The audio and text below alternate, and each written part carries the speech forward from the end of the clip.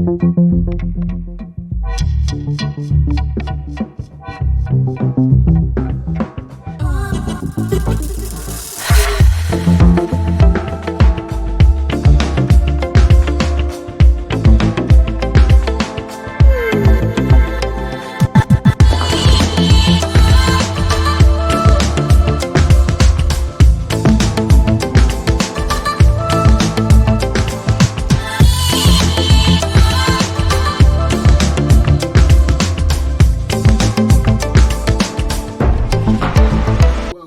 back to another edition of Space Invaders TV, folks. I'm your host, Rashawn, aka Looker. It is February 10th, 2022. Yes, you see the title.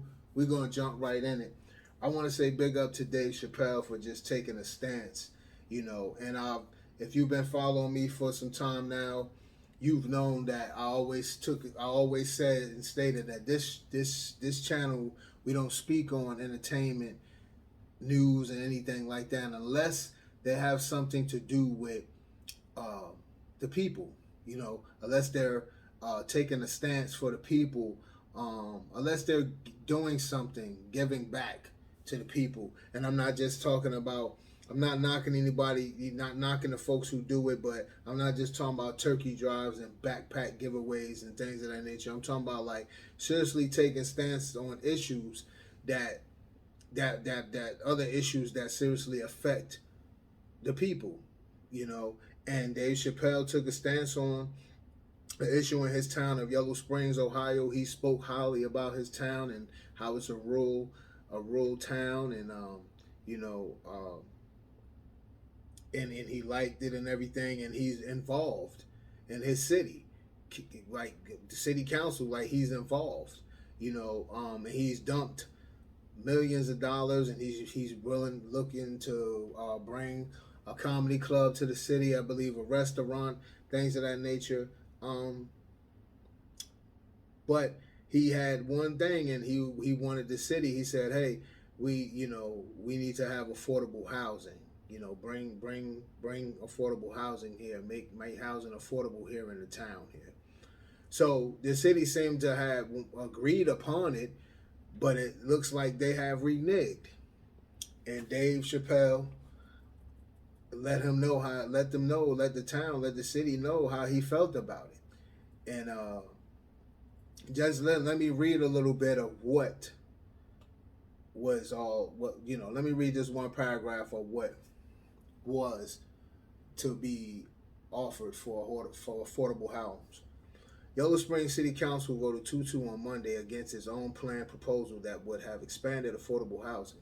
The Dayton Daily News reported the proposed development on the 53-acre area would have included 64 single-family homes, 52 duplexes, and 24 townhomes. Instead, the area will feature 143 single-family homes with a starting price of $300,000, according to the Dayton Daily. So, Dave Chappelle got wind of that, and he's like, "Wait, man, listen, this is not what we talked about." And so he did a live video chat with the city council, and he said, these were his words. He said, "I cannot believe you would make me audition for you," Chappelle told city council members before Monday night's vote. "You look like clowns. I'm not bluffing. I will take it all off the table. That's all. Thank you." Chappelle previously threatened to pull his businesses back in December if the proposal went forward. "I want to say I am adamantly opposed to it," Chappelle told city council members over video chat. "I have invested millions of dollars in town.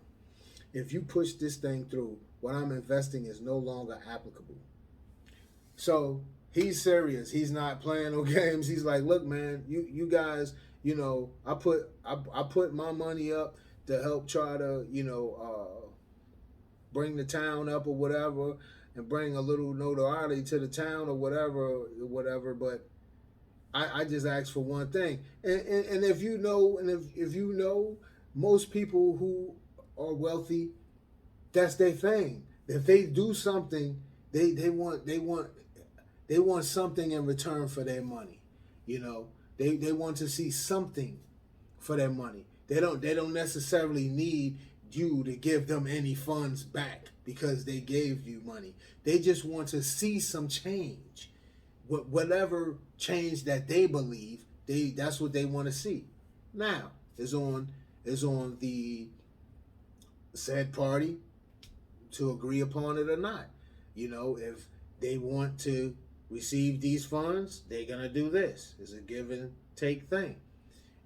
And I'm down with Dave Chappelle with and I give him major props for that and say big ups and thank you for that, because he sees what's going on. And if you listen to any of his stand up, you see that he's a realist. He might have said things that rub people the wrong way. I'm not, but in all, when you listen to his comedy, you see that he's like a realist.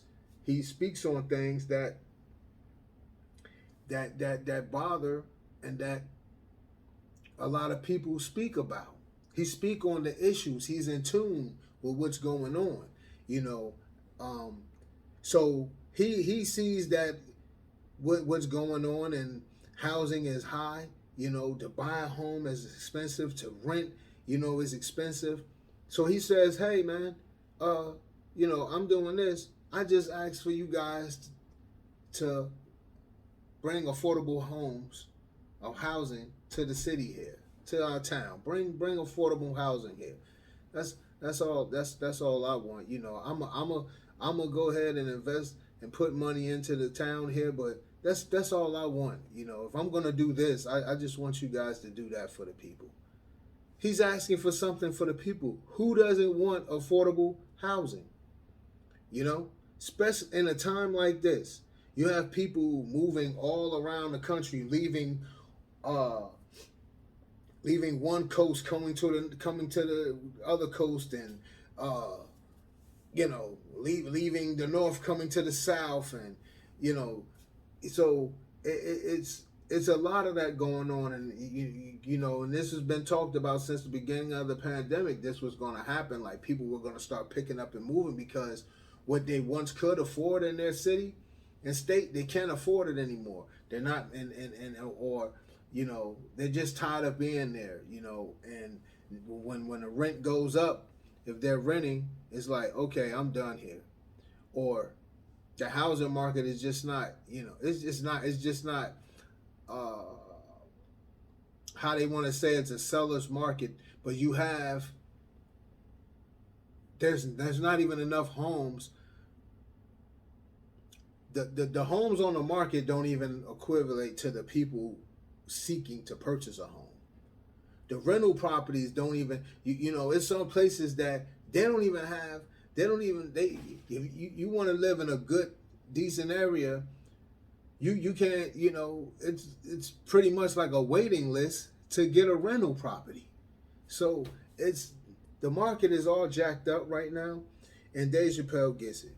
So man, kudos to him, and I thank him for stepping up, and that's what we need. A lot of our entertainers that understand and know that if it's not for the people, they wouldn't be where they are. They can grind all day long. You can grind all day long as an entertainer, whatever sector or entertainment you're in.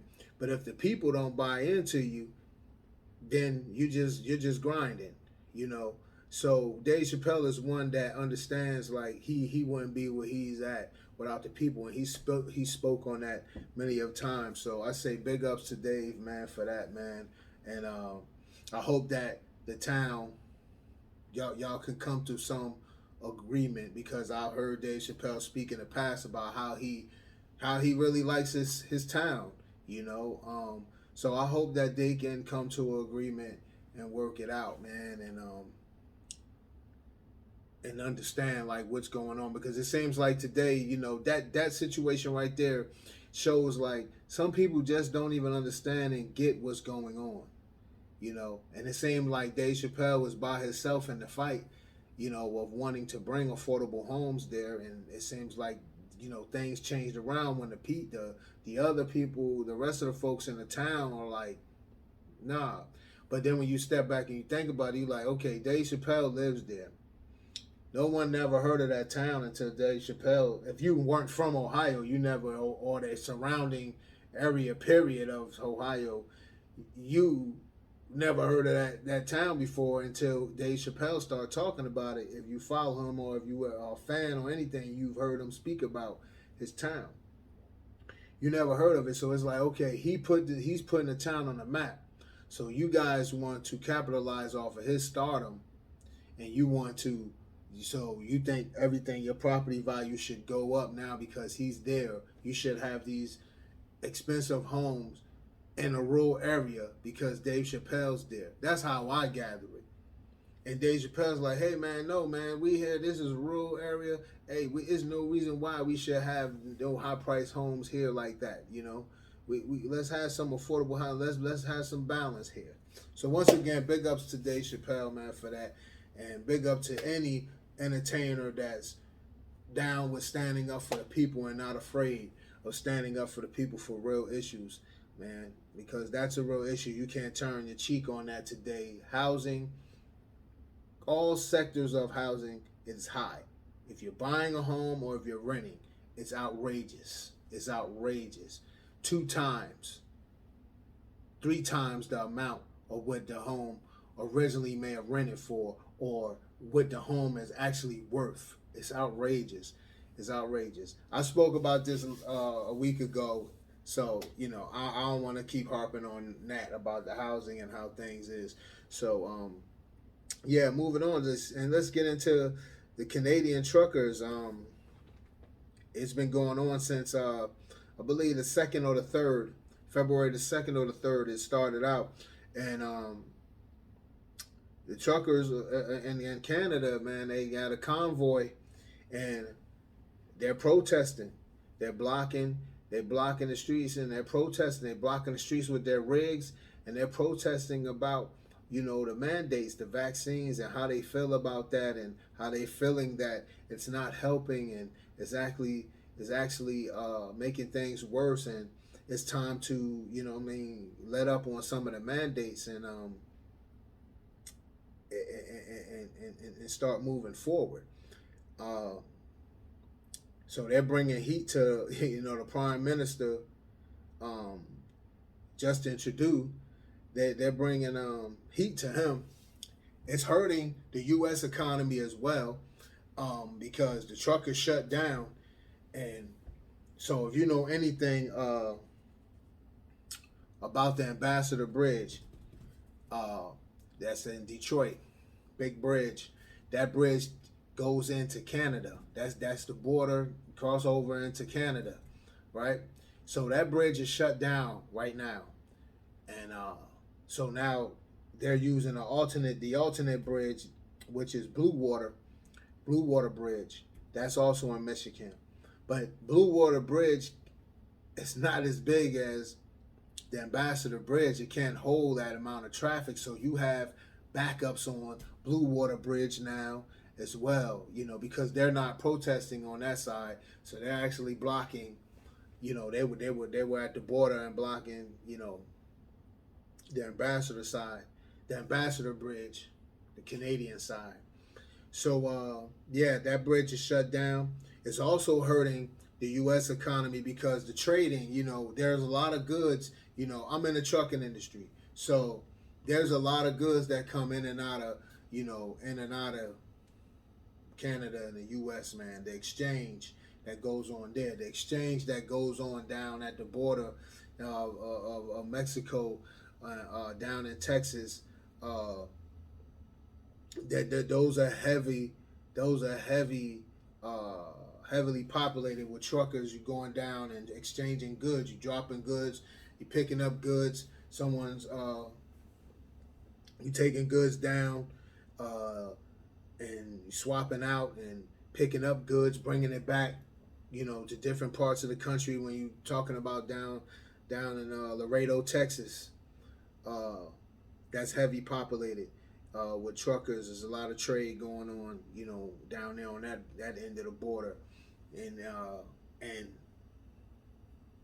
going into Canada, that's just as heavy, you know, the Ambassador Bridge. So that auto industry is suffering now too. They starting to hurt because they can't get the goods over into Canada, and vice versa. Canada, they can't get their goods into the country because their truckers started it off first, and they're like, hey man, we not for it.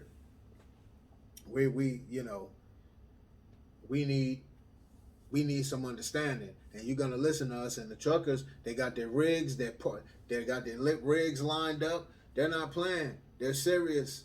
Like I said, I'm in the trucker business, and listen, everything that you have in your home, when you step back and look at it, everything that you have in your home has been brought in by a truck. It either come from a boat, from the boat to a truck. It's brought in.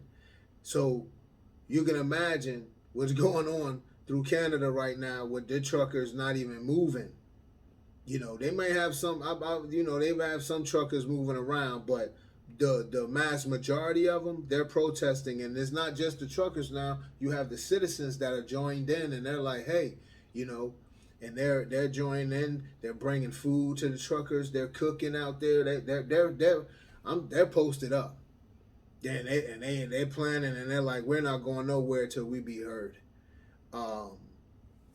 And I'm just want to read. It's the Freedom Convoy is what they call themselves, and so much so that convoy now that echo has now filtered into the U.S. where now there's talks about the NFL, the Super Bowl may be in jeopardy of the convoy moving in on that Super Bowl on the 13th and causing traffic jams around the stadium. They're saying they don't know, but we all know that if you know about any protesting and rallies, when you do a lot of these things, you have to get you have to get authorization. You have to get certificates. Off the top of my head went blank. But if you protest, you know what I'm saying. You have to get certificates to actually be the protest. So, and you just can't come like the day of and just say, yeah, I'm gonna do it. Today I'm coming. You have to get that in advance, right? So, for them to say in Los Angeles that they don't know, they think that it might come. No, they know. The city know. If someone came permit, that's what I was looking for. If someone came for a permit to protest, to be out there, because when you protesting now, like it's almost like a panhandler. You're kind of almost blocking public the daily operations. So you have to get like permits to get clearance to protest and rally or whatever like that. So they know that the city knows if someone came for a permit or not. They're just not saying, but obviously they're going to try to beef up their security a little more than what they were going to already have it for the Super Bowl, but hey, when you got the rigs, when you got them big rigs, you know what I'm saying? You got 72 feet. They can block a whole street. You know what I mean? They can go horizontal and block a whole street off, man. You know what I mean? So, hey, you got them. You gotta come with some serious planning on how you gonna do things. Because once you park and sit up with them things, ain't nothing. You just ain't gonna move no rig out the way like that. So that's that. But what the protest is about, I'm gonna get into that. The Freedom Convoy began last month as a caravan of truck drivers who plan to drive to Ottawa to voice their opposition to a government mandate that required them to be vaccinated against COVID-19 to cross the U.S. Canadian border. That's despite the fact that the Canadian Trucking Alliance says the vast majority of the country's trucking industry is vaccinated. But the narrow focus of the protest quickly grew as more people joined the demonstration to voice their own grievances against Canada's government. Some protesters say they're staying until all public health mandates are lifted. while others have called for dissolution of the current government, as NPR's Emma Jacobs reported. In addition, signs for QAnon, right-wing militias, and Confederate and Nazi flags have also appeared among the protesters, Jacobs said. Ottawa City Council Matthew Luloff told NPR's Morning Edition on Tuesday that the protests have morphed into a more far-reach and hostile demonstration against the government than was originally planned. Some of the most well-known radicals in this country have now descended upon the Capitol. Some of them are calling for violence. Some of them are threatening individual politicians, said Luloff, who also noted the presence of hate symbols and anti-Semitism flyers at the protest. Now, at the same time, there are people within this group that are demonstrating downtown with legitimate concerns, he added. But you don't have a productive conversation at the business end of a gun or the grill of a semi-truck. With a note of frustration, Luloff said that although protesters are calling for Trudeau and other government officials to resign, Canada just had an election several months earlier. The protests have been largely peaceful, with some exception. Protests have largely remained peaceful. Much of the criticism of the protests is focused on the disruption to city life for those residing and working in Ottawa. Mayor Jim Watson previously told CBC that residents feel like prisoners in their own home as crowds amass downtown, block traffic, and at times harass people on the street. Law enforcement authorities didn't confront the protesters at first, but they've begun to crack down on demonstrators in recent days. Ottawa police made several arrests over the weekend, seized fuel from some protesters, and issued more than 450 tickets. The city is also under a state of emergency, and a judge ruled that truckers couldn't sound their thunderous horns for 10 days. All right, so I'm gonna stop right there. So what's crazy is that they're saying a lot of those things, and I've looked at a lot of seen pictures, and I'm not saying there's not, but I haven't seen any Nazi flags or anything of that nature. What it sounds like, they're trying to really make it, they're trying to make this thing be hostile. But I listened to the truckers and the freedom convoy, and they spoke about how they wanted to maintain the peace, and they made sure that everybody was going to follow the rules and listen to the police officers. If law enforcement, if they're asked to do something or whatever, they were going to follow the rules. They were really adamant about that. So I haven't, in all the photos and videos that I watched, I haven't seen any Nazi flags or anything of that nature. The people are just tired, and they looking for change now. They want things to change. They and who am I to say if they're right or wrong about what they're feeling? They're taking a stance, and like I said, it's starting to trickle down, and now into the U.S. where now they're threatened now because their voice have gotten louder, and it's reaching now. Trucking. What I can say about trucking, it is a brotherhood, and it's a way of life. It's a certain lifestyle, man, and it's not for everyone. And you out there and you driving, you driving across this country or whatever. You driving around your state and delivering the goods and picking up goods or what have you. And you know that your job matters, and you are helping to move the economy of the country along. So if you see an issues going on and you feel the need to stand up for the people still, because you helping to supply the people, you helping to move the economy. So if you see that there's issues that seem to be hurting the people, and you feel that you want to stand up for it, who am I to say that said trucker is wrong for that? Who am I to say that group of truckers is wrong for that? Um, to be honest with you, there are a lot of truckers who are really patriotic, man, that that love their country. And so as we can see, the Canadian truckers, they love their country. They love what they do. They stand for something, and they're standing up for something for what they believe in. And they're standing for the people, and the people are seeing that, and the people are tagging along with them, and they're jumping aboard, and they're protesting right alongside of them. They ain't leaving the truckers to do it alone, because they know that the truckers are only standing for themselves. They're standing for everyone. You know, let's be clear here. In trucking, everyone in trucking knows this. If those wheels aren't turning, you ain't making no money. So they're stopping their money to protest for something.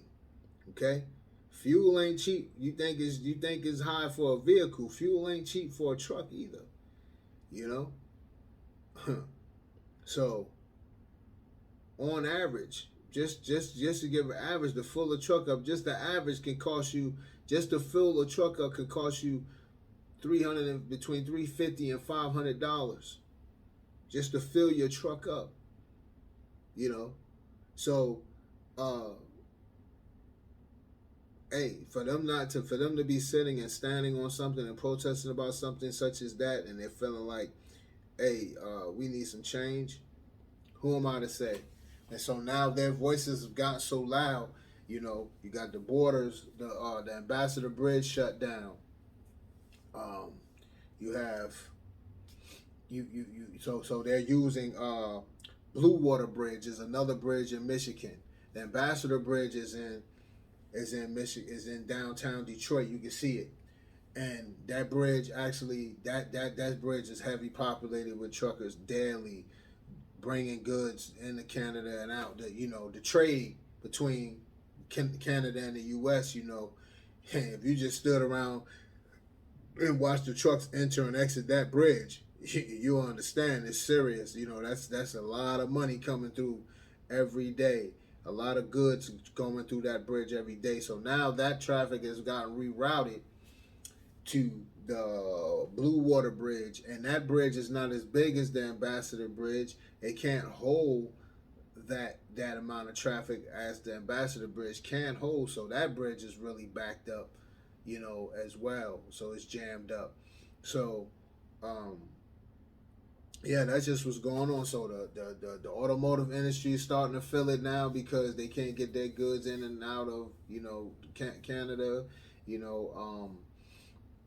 And it talks about the NFL, the Super Bowl being a convoy coming in and protesting on the 13th, February the 13th. So hey, man, it gets real.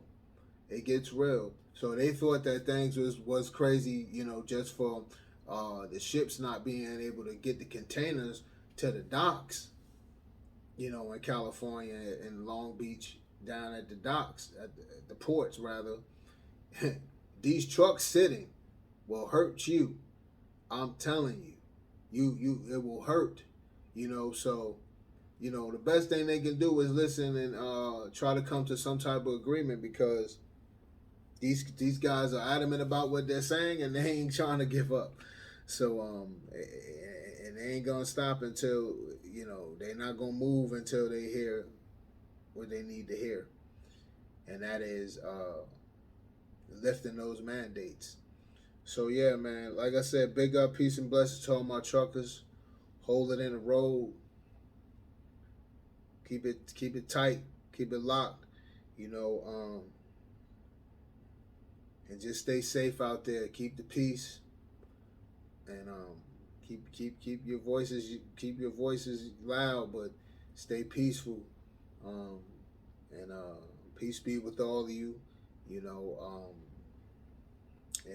Hey, from one trucker to another, I thank you guys for your service. A lot of people don't understand how much the industry is vital. A lot of times people see trucks on the road, and you wonder like, oh, they're in my way. Yeah, they're delivering goods, and there might be some goods on that truck that you use. Just because it doesn't say your top grocery chain alongside of that trailer or whatever, you don't know what the trailer may not have no name on the trailer at all. It could be some goods inside that. Obviously, it's goods in that trailer. More than likely, it could be some goods in that trailer that need to come that you're gonna need for your home, one way or another. You know, um, everything in your life that you have uh, is brought in by a truck. The vehicle you drive, the bike you might drive, everything, everything you look around, a truck brought that in. So it's real. It's real. The transportation trucking industry is real, and these guys are making their voices heard, and hopefully someone on the Canadian side will listen, because it's going to affect. And if you can't get nothing in that. But that's my time, ladies and gentlemen. I just wanted to speak and talk about that and shine some light on those two situations. Dave Chappelle speaking up for the people, far as housing, and you got the truckers stepping in, speaking up for the mandates. Vaccine mandates, which they feeling like it's holding them back, and it's feeling like they feel like their country is trying to control them, when they're tired and they ready for some change. But that's my time, ladies and gentlemen. Hey, make sure y'all leave a comment on it, share the page, subscribe if you just stopped in. You just maybe stumbled across the channel. Make sure you subscribe. Once again, this is Space Invaders TV. I'm your host, Rashawn, aka Looker, and I'm gone. Until next time, peace and blessings, y'all.